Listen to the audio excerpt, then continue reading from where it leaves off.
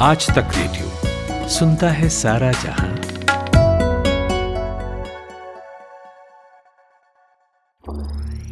ज्ञान ध्यान।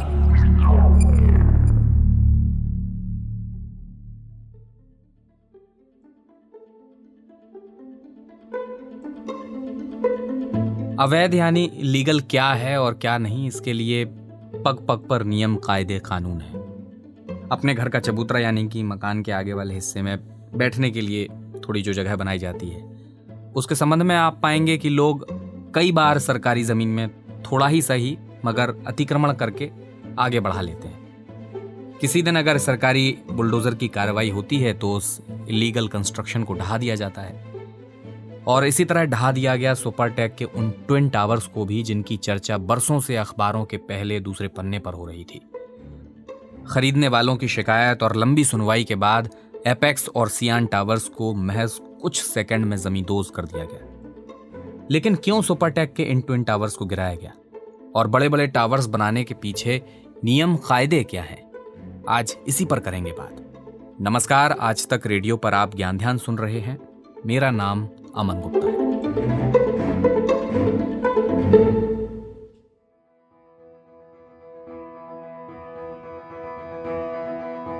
Twin towers को गिराने में रिपोर्ट्स के मुताबिक करीब 17 करोड़ 55 लाख रुपए का खर्च आया है।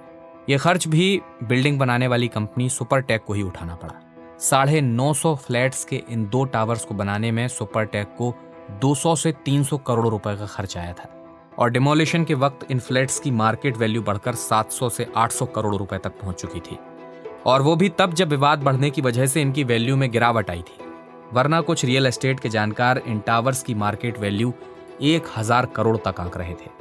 सुपरटेक ने इस नुकसान से बचने की भरसक कोशिश की, कोर्ट में तमाम तरह की दलीलें दी, एक टावर को गिराकर दूसरे को खड़े रखने का भी ऑप्शन दिया, लेकिन कोर्ट में इनकी एक न चली। सुप्रीम कोर्ट के आदेश पर आखिरकार सुपरटेक के इन ट्विन टावर्स को गिरा दिया गया। तो किस तरह की नियमों की धज्जियां उड़ी थीं इस दौरान, बता रहे हैं आदित्य के राणा, जो आज तक में एसोसिएट एग्जीक्यूटिव प्रोड्यूसर हैं और 17 सालों से आज तक के बिजनेस ब्यूरो से जुड़े हैं।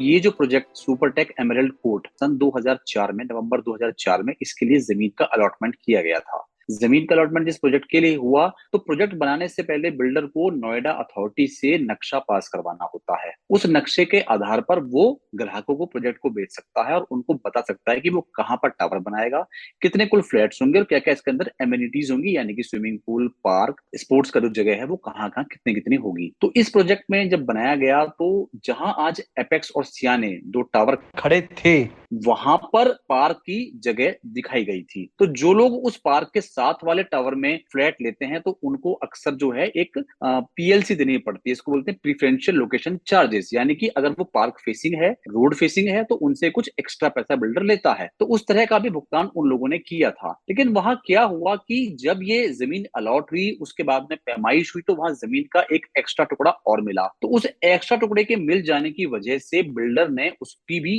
एक सब रजिस्ट्री करवा ली और उन दोनों को मिलाकर के एक प्रोजेक्ट बना दिया और उसके बाद में उसको बेचना शुरू किया। अब होता क्या है कि जब जमीन ज्यादा थी, यहाँ पर बायलॉज चेंज हुए, उतनी ही जमीन में ज्यादा फ्लैट्स बनाने की मंजूरी मिल गई, जिसको एफएआर बढ़ना कहते हैं। FAR is floor area ratio, यानी कि जितनी जमीन में पहले अगर मान लिया 100 फ्लैट बन सकते थे, तो एफएआर बढ़ने के बाद में अगर एफएआर 50% बढ़ जाता है, तो वहां पर अब 150 फ्लैट बनाए जा सकते हैं। तो बिल्डर ने उस एफएआर का फायदा लेकर के वहां पर एक टावर अप्रूवल करा लिया। यहां तक भी बायर्स को दिक्कत नहीं हुई थी। इसके बाद में जो सेकंड नक्शा यहाँ पर अप्रूव होता है, उसमें बिल्डर ने क्या किया कि यहाँ पर दो टावर दिखा दिए, जो कि उस समय 23 या 25 मंजिल के बराबर ऊंचाई के उनको मंजूरी मिली थी। यहाँ पर दो टावरों के जो बीच की दूरी थी, यानी कि जो एमराल्ड कोर्ट का टावर था और जो नए टावर ये बन रहे थे, इनकी दूरी 9 मीटर की थी। यहां तक भी बायलॉज के हिसाब से टावर बनाना मुमकिन था। लेकिन इसके बाद एक तीसरा नक्शा पास होता है और उस तीसरे नक्शे में ये एक टावर 40 मंजिला और एक 39 मंजिला हो जाता है। अब ऐसे में जो बायलॉज हैं, जो बिल्डिंग बायलॉज हैं, जो फायर के नॉर्म्स हैं, वो ये कहते हैं कि इतनी ऊंचाई के टावर से दूसरा टावर कम से कम 16 मीटर की दूरी पर होना चाहिए था।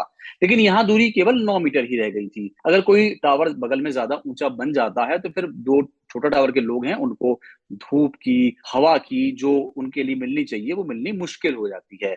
ये जब अवैध निर्माण शुरू हुआ, तो बायर्स ने जाकर के बिल्डर से नक्शा मांगा।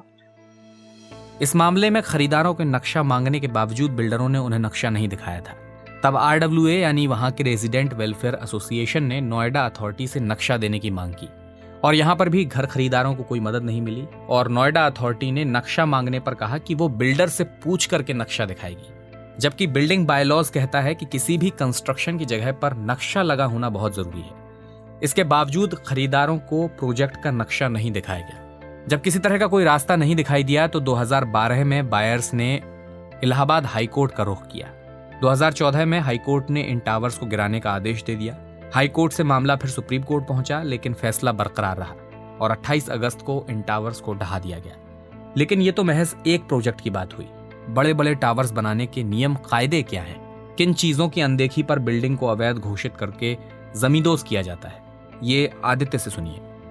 किसी भी टावर के बनाने में सबसे जो जरूरी चीज है वो होती है स्ट्रक्चरल मंजूरी। जो स्ट्रक्चरल ऑडिट होता है वो तो स्ट्रक्चर बनने के बाद होता है, लेकिन उसके पहले जनरली आईआईटी जो है किसी भी आईआईटी से एक स्ट्रक्चर के लिए मंजूरी ली जाती है। अगर वो मंजूरी नहीं ली गई है तो भी टावर जो है वैध की श्रेणी में नहीं आता है। पहली चीज तो ये हो जाती है। उसके बाद में अगर मंजूरी ली भी गई है तो उस मंजूरी में इसकी इतने ऊंचे टावर के लिए पाइलिंग एक तरीके से हम समझे तो नींव को बोलते हैं। जो बुनियाद होती है वो पाइलिंग जितनी ज्यादा होगी उतनी ही मजबूती बिल्डिंग की होगी। तो इतनी ऊंची बिल्डिंग में कितनी पाइलिंग होनी चाहिए, किस हिसाब से निर्माण किया गया है, वो स्ट्रक्चर में देखा जाता है। अगर वहां उसका मजबूती का ध्यान नहीं रखा गया तो भी वो एक खतरनाक निर्माण की श्रेणी में आ जाएगी और उसमें रहना सेफ नहीं हो सकता। उसके अलावा क्या होता है कि किसी प्रोजेक्ट में अगर आपका जो नक्शा है वो बिल्डिंग बायलॉज के नॉर्म्स को पूरा नहीं कर रहा तो इससे भी ये अवैध की श्रेणी में आ जाता है। इसके अलावा जितनी इसकी मंजिल अप्रूव है अगर उससे अधिक बना दी जाती है तो भी वो अवैध निर्माण की श्रेणी में आएगा, लेकिन उस केस में जो अतिरिक्त मंजिल है उन्हें तोड़ने का प्रावधान है, पूरा स्ट्रक्चर तोड़ा नहीं जाएगा। इसके अलावा होता क्या है कि कहीं ना कहीं इसमें फायर एरिया का इंतजाम होता है। फायर बालकनीज होती हैं जो कि यार 3 मंजिल के बाद होनी चाहिए, 3, 6, 9, 12। अगर वो फायर का जो एग्जिट एरिया है, बिल्डिंग में अधिक ऊंचाई होने पर इवैक्यूएशन आसान नहीं होता।